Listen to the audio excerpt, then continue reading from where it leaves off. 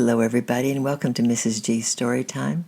And we are reading The Rainbow Garden by Patricia Sanjan with permission of Moody Publishing Company. And we are reading Chapter 12, Philippa Comes Home. Next morning, the mail arrived during breakfast, and there was a letter from Mrs. Thomas, Philippa's mother, saying that they were coming home again on Wednesday and asking Mrs. Owen to find help to get the house ready. This caused a great deal of excitement among the children, for Philippa was a friend of theirs and had done everything with them before her illness. I knew all about Philippa, too. She lived in the house belonging to my garden and had caught polio just a year ago. She had been very ill indeed, and although she was much better, her legs remained partly paralyzed.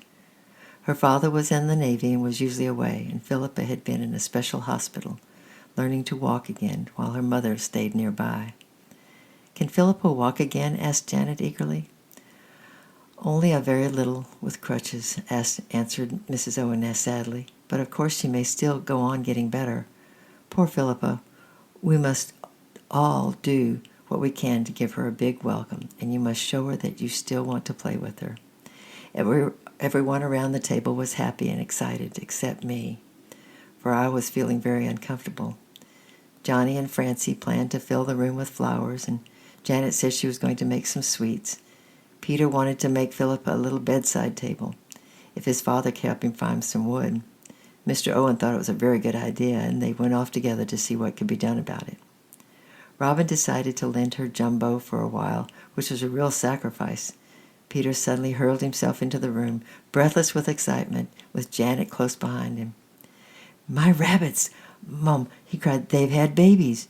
She's pulled all the fur off her tummy and made a nest in a closed half of the hutch. Do come and see."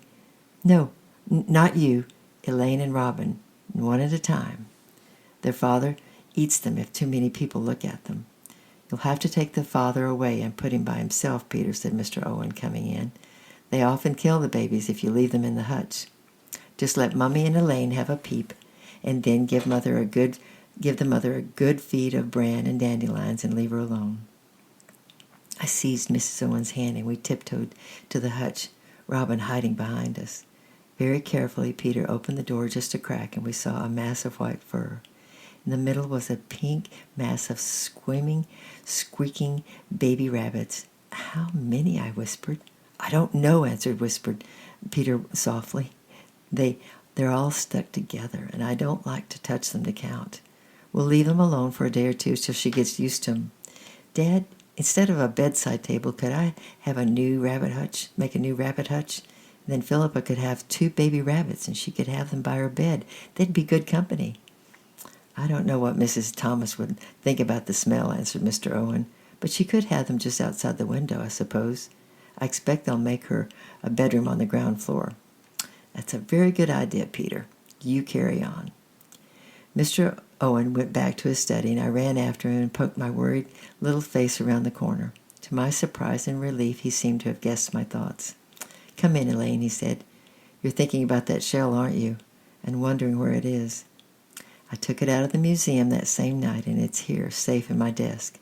Would you like to go with Auntie when she goes up this morning to get ready and slip it back into its proper place? And one other thing I thought of. You started to make a pretty good job of the garden, and you've got 2 days left in which to work hard. How about finishing off that little rockery you started and tidying it up a bit?"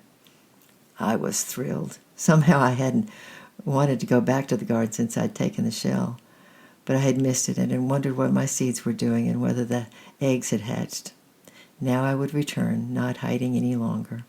Of course it was only 2 days, but it was better than nothing. It was all ready to start. Clasping the shell in one hand and a trowel in the other, with Mrs. Owen appeared. I did not look at the garden till I had put the shell safely back in the cabinet, and then I ran out and explored it from end to end. It was amazing what the April sun and rain had done. Under the weeds I could see opening buds. Tulips held up their flaming cups, and forget-me-nots masked the borders. I found the sweet-smelling clusters of lily of the valley among the weeds, longing for the light. Last of all, I tiptoed to the lilac bush, already in bloom, and peeped in at my nest. And there was a rustling and a little chirping, and 5 yellow beaks were opened wide. I laughed softly and drew down the leafy curtain. They thought I was their mother bringing him a worm. I whispered to myself, I wonder where she's gone. The mother bird kept darting past as I knelt at my weeding, and both she and I worked hard all day and the next. I cleared the rockery completely, and the children were quite surprised at what I'd done. I could hardly tear myself away from meals, and worked till the last light faded. I was happy and sad all at once. Happy because I was setting free the garden, and sad because it was mine no longer. Soon it would all belong to Philippa. On the next morning, everyone came up with Mrs. Owens to bring and inspect and arrange their gifts. Peter had worked as hard as I had, and the bright green hutch was set proudly in the middle of the lawn at the side of the house to wait for the baby rabbits. Janet arranged plates of homemade fudge in every nook and cranny, and the house was decked with spring flowers. Philippa's couch was brought up to the window, complete with Jumbo, overlooking the rockery, and everything was ready except for the garden. I still hadn't weeded around the roots of the lilac tree. Well, said Mrs. Owens, looking around, I think we'd better go home to dinner. Someone's bringing them by car about 4 o'clock, so we'll come up then and have tea ready. I tugged at her sleeve. Please, I whispered, can I miss dinner and stay to finish the weeding? All right, she answered with a smile. I'll send Johnny up with a little picnic. I breathed a sigh of relief. Johnny was very fond of his food and would certainly not want to stay. I really wanted to be alone in my garden this late afternoon. Johnny came and went in a great hurry, but I was too busy to gather about food just then. I was clearing away the roots of the lilac tree when I suddenly heard the squeak of brakes outside and the opening of the doors and the sound of voices. Then I heard the latch click and realized the family had come home earlier than expected. I dived around the side of the house like a frightened rabbit and pressed myself against the wall. I was terrified of being caught in the garden and only hoped I could escape without being seen.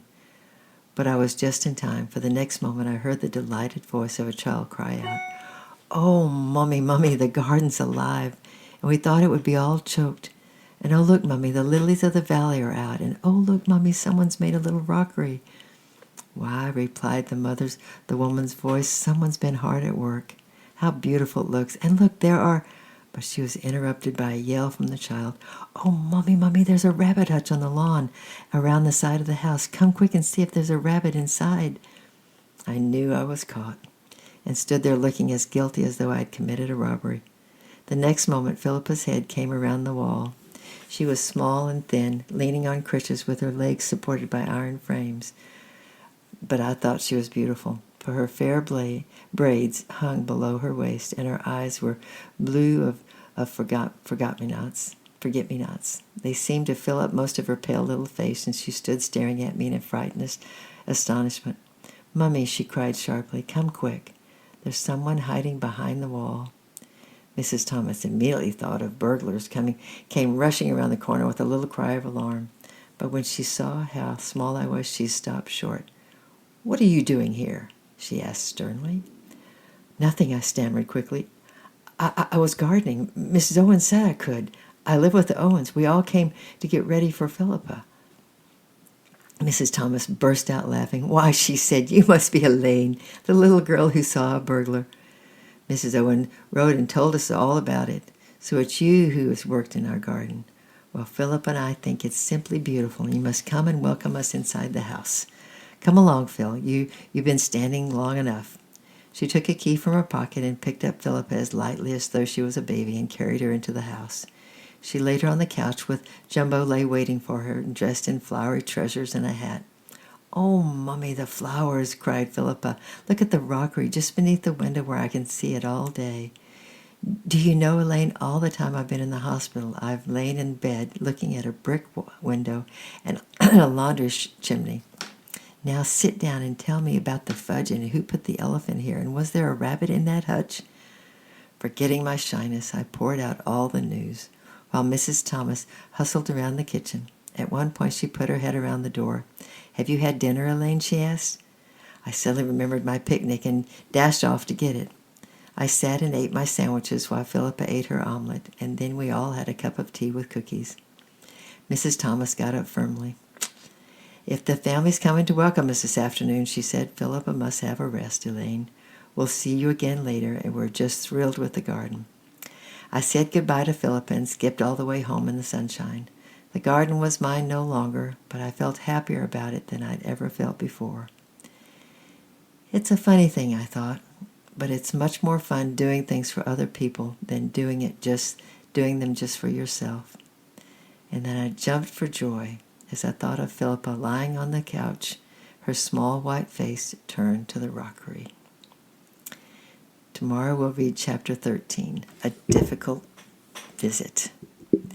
I love you, I'm praying for you, and we'll see you tomorrow. Bye-bye.